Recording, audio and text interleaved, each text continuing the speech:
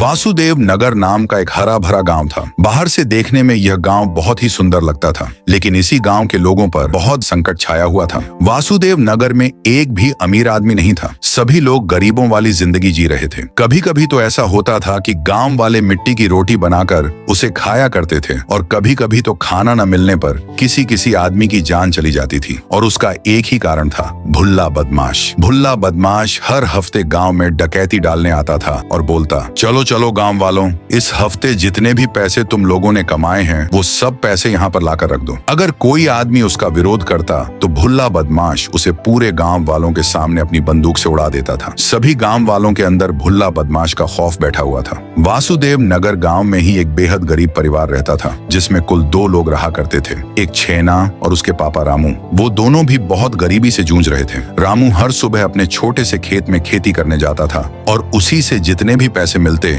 उन पैसों से रामू और उसके बेटे छेना को बहुत मुश्किल से 2 वक्त की रोटी नसीब होती थी। भले ही रामू बहुत गरीब था, लेकिन उसका दिल बहुत ही अच्छा था। हर रात सोने से पहले रामू अपने बेटे छेना को बोलता, बेटा 2 वक्त की सूखी रोटी स्वीकार कर लेना, लेकिन अपने फायदे के लिए किसी को बर्बाद मत करना, क्योंकि जिस दिन तुमने अपने लालच के कारण किसी को परेशान किया, समझ जाना कि उस वक्त से तुम्हारा बुरा समय शुरू हो गया है। छेना भी अपने पापा की बात हमेशा गौर से सुनता और उसका पालन करता था। एक दिन की बात है, सुबह के 6 बजते ही रामू जल्दी जल्दी उठकर खेत की तरफ निकल गया, क्योंकि आज खेत में उसे ज्यादा काम करना था। खेत में पहुंचकर वो आराम से अपना काम करने लगा, लेकिन उस दिन बहुत ही ज्यादा गर्मी थी, इसलिए रामू थक हार कर नारियल के पेड़ के नीचे बैठकर आराम करने लगा। हे भगवान, एक तो हम जैसे गरीब लोग इतनी मेहनत से 2 पैसे कमाते हैं, ऊपर से तू गर्मी भी कम नहीं करता। क्या होगा हम जैसे गरीबों का? रामू इतना सोच ही रहा था कि उसे जमीन पर एक पत्र गिरा मिला। रामू ने सोचा, ई का है बे, मेरे खेत में किसने अपना पत्र गिरा दिया है। वो बड़ी उत्सुकता के साथ उस पत्र को उठाकर पढ़ता है। उस पत्र में लिखा हुआ था, रामू, कब तक तू कुत्तों वाली जिंदगी जीता रहेगा? अगर तुझे 1 दिन के अंदर करोड़पति बनना है तो हमारे पास आ, हम लोग तुझे 1 दिन के अंदर ही करोड़पति बना देंगे, फिर तुझे कुत्तों वाली जिंदगी से छुटकारा मिलेगा। हमारा एड्रेस है ढिंचक गली, छमिया लाल के पान की दुकान के बगल में, जल्दी आ जा। रामू यह देखकर हैरान हो गया। उसने सोचा, ऐसा भी होता है क्या? बस 1 दिन में सही में मुझे करोड़पति बना देंगे ये लोग? चलो एक बार आजमा कर देखते हैं। वैसे लगता नहीं है कि यह असली होगा। अगर ऐसा रहता तो सभी लोग इसी तरीके का इस्तेमाल करके करोड़पति बन जाते। चलो चलकर देखते हैं। रामू पत्र में बताए गए एड्रेस पर पहुंचा। वहां पर बहुत सन्नाटा छाया हुआ था। रामू को डर तो लग रहा था, लेकिन उसे भी पैसे कमाने थे, इसलिए उसने डर का गला घोंटकर अंदर कदम रखा। लेकिन अंदर घुसते ही रामू की सांस गले में अटक गई। वहां पर और कोई नहीं बल्कि भुल्ला बदमाश था, जो कि शराब पी रहा था। रामू ने बोला, तुम तो भुल्ला बदमाश हो, तुमने मुझे यहाँ क्यों बुलाया है? हमारे गाँव को हर हफ्ते लूट लूट कर थक चुके हो क्या, जो आज मुझे यहाँ लूटने के लिए बुलाया है? अगर ऐसी बात है तो पहले ही बता दूं कि मैं एक गरीब किसान हूँ, मेरे पास कुछ नहीं है जो तुम लूट सको। भुल्ला बदमाश रामू के पास आया और बोला, मुझे भी मालूम है कि तू एक गरीब किसान है, लेकिन तू ईमानदार भी है, इसलिए मैंने तुझे यहाँ बुलाया है। रामू हैरान हो गया, मैं ईमानदार हूँ, इससे तुम्हें क्या लेना है? और साफ साफ बोलो कि तुमने मुझे क्यों बुलाया है। भुल्ला बदमाश हंसते हुए बोला, मेरा एक काम अच्छे से कर दो, पूरे के पूरे 15 लाख रुपए दूंगा, बोलो राजी हो? रामू 15 लाख रुपए सुनते ही खुश हो गया और बोला, हाँ भुल्ला भाई, मैं आपका काम करने को तैयार हूँ। वैसे मुझे करना क्या होगा? भुल्ला बदमाश ने बोला, खून, तुम्हें वासुदेव नगर गांव के मुखिया का खून करना होगा, क्योंकि उस मुखिया ने आज से कुछ सालों पहले मेरे भाई को गोली मारकर गुड मॉर्निंग कर दिया था। तब से मैं वासुदेव नगर गांव में हर हफ्ते सभी का पैसा लूटने आता हूँ और मुखिया को भी परेशान करता हूँ। जल्दी बताओ, कर पाओगे ये काम? लेकिन खून का नाम सुनते ही रामू गुस्सा हो गया और बोला, तुम्हारी हिम्मत कैसे हुई मेरे जैसे ईमानदार आदमी को ऐसा काम करने को बोलने की? मैं सूखी काली रोटी खा सकता हूँ, लेकिन अपने फायदे के लिए किसी इंसान को नहीं मार सकता। मैं यह काम हरगिज नहीं करूंगा। भुल्ला बदमाश जोर जोर से हंसने लगा। ठीक है रामू, जैसी तेरी मर्जी। मैंने तुझे इसलिए चुना था कि सब लोग तुझे ईमानदार समझते हैं, इसलिए तू अगर किसी को मार भी देगा तो कोई तुझ पर शक नहीं करेगा। लेकिन अब तू चाहता ही नहीं है करोड़पति बनना, तो इसमें मैं क्या कर सकता हूँ? लेकिन मुझे इतना मालूम है कि तू कुछ दिन बाद अपने आप यहाँ दौड़ते हुए आएगा और काम मांगेगा। रामू ये सब बात अनसुनी कर सीधा अपने घर चला गया। छेना ने अपने पापा को इतनी जल्दी आते हुए देखकर बोला, पापा इतनी जल्दी क्यों आ गए? तबीयत तो ठीक है ना? रामू ने बोला, हाँ बेटा, मैं ठीक हूँ, बस आज काम करने का मन नहीं कर रहा था, मुझे आराम करना है। इतना कहकर रामू सोने चला गया। देखते ही देखते रात हो गई। अचानक रामू को किसी के रोने की आवाज आने लगी। रोने की आवाज सुनकर रामू की नींद खुल गई। उसने जोर से चिल्लाया, कौन है? कौन रो रहा है? वो थोड़ा सहम कर नीचे गया, लेकिन वहाँ का नजारा देखते ही रामू का दिल पसीज गया। उसका बेटा छेना रोते रोते मिट्टी की रोटी खा रहा था। रामू उसके पास गया और बोला, बेटा छेना, ये तुम क्या कर रहे हो? छेना ने बोला, पापा, घर में खाने के लिए कुछ भी नहीं है और मैंने सुबह से कुछ भी नहीं खाया, इसलिए मैं यह मिट्टी की रोटी बनाकर खा रहा हूँ। बहुत भूख लगी हुई है। रामू यह सब बातें सुनकर रोने लगा। तुम चिंता मत करो बेटा, मैं कल कुछ न कुछ करके अच्छा खाना लाऊंगा घर, फिर हम दोनों आराम से बैठकर खाएंगे। चलो, रात हो गई है, सो जाओ। रामू भी अपने बिस्तर पर जाकर लेट गया, लेकिन उसे नींद आ ही नहीं रही थी। उसके दिमाग में बार बार एक ही बात चल रही थी, क्या फायदा इतनी ईमानदारी का जब मेरा खुद का बेटा मिट्टी की रोटी खा रहा है। नहीं, अब और नहीं, मैं भुल्ला बदमाश के पास जाकर उसका काम करूंगा, क्योंकि मुझे अपनी यह गरीबी देखी नहीं जा रही। मैं कल सुबह ही भुल्ला बदमाश के पास जाऊंगा। इतना सोचकर वो सो गया। सुबह हो गई। रामू बिना अपने बेटे को कुछ बताए भूखे प्यासे भुल्ला बदमाश के अड्डे पर पहुंचा। उसे थोड़ा अजीब भी लग रहा था, क्योंकि कल ही उसने भुल्ला बदमाश को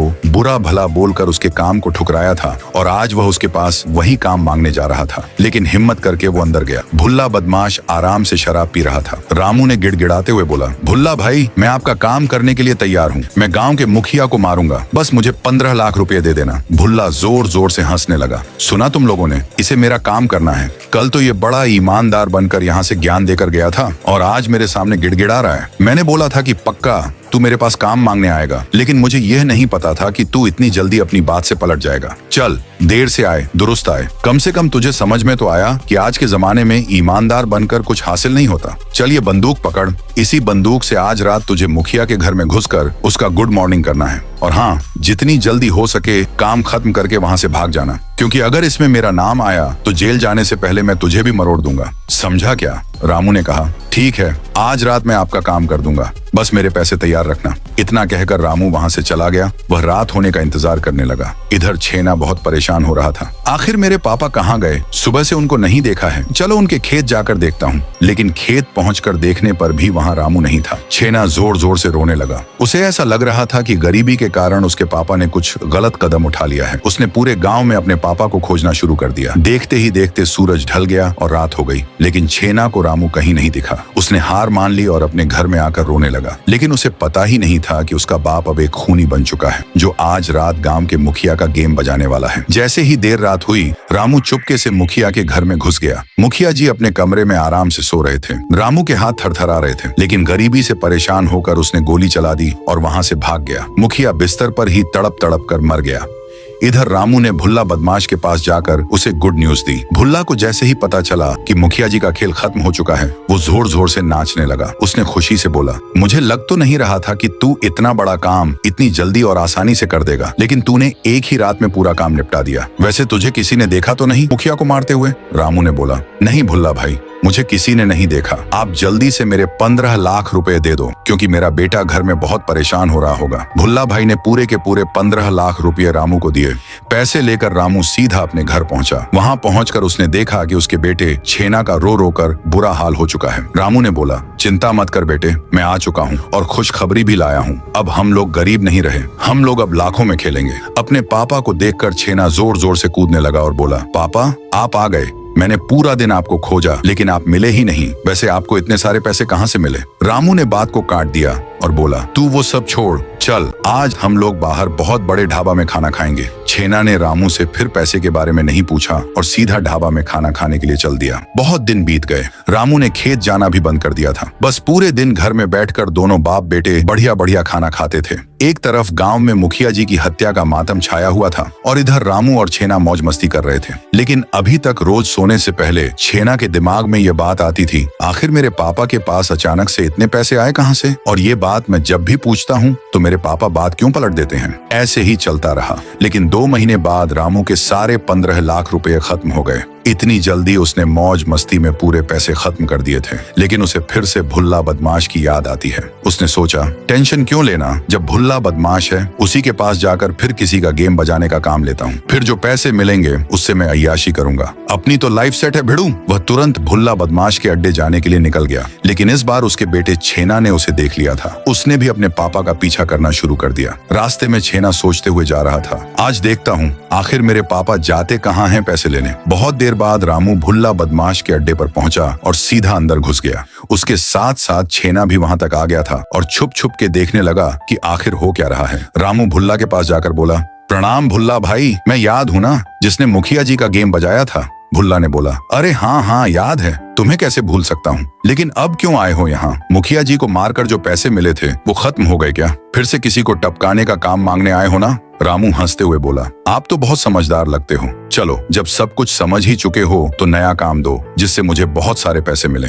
ये सब बातें सुनकर छेना का गुस्सा 7वें आसमान पर पहुंच गया। बस बहुत हुआ, मतलब यह तरीका था जिससे उन्होंने एक दिन में इतने सारे पैसे कमा लिए थे, लेकिन अब और नहीं। एक तो मुझे ज्ञान देते थे कि अपने फायदे के लिए किसी का नुकसान मत करना, लेकिन यहाँ खुद दूसरे की जान ले रहे हैं। लेकिन ऐसा घटिया बाप ना हो वही अच्छा है, मैं उन्हें छोड़ूंगा नहीं। छेना सीधा वहां से वासुदेव नगर गांव के थाने में गया और वहां के इंस्पेक्टर साहब को बोला, सर, आज से 2 महीने पहले हमारे गांव के मुखिया जी का किसी ने खून कर दिया था। मुझे मालूम है कि वो खून किस जालिम इंसान ने किया है। इंस्पेक्टर हैरान हो गया, जल्दी बता, किसने किया है खून? मैं उसे छोड़ूंगा नहीं। छेना ने बाप का रिश्ता भूलकर ईमानदारी से बोला, वो खून मेरे पापा ने ही किया है। 15 लाख रुपए के लिए उन्होंने भुल्ला सरदार से सुपारी ली थी और ये सब मैंने अपने कानों से सुना है। लेकिन भुल्ला सरदार का नाम सुनकर इंस्पेक्टर चुप हो गया, क्योंकि अगर वो भुल्ला सरदार के किसी भी आदमी से पंगा लेगा तो उसकी नौकरी के साथ साथ उसकी जान भी चली जाएगी। इंस्पेक्टर ने बात को पलटते हुए कहा, तुम अभी बच्चे हो, बेकार में ही मेरा समय खराब कर रहे हो। चलो निकलो यहाँ से,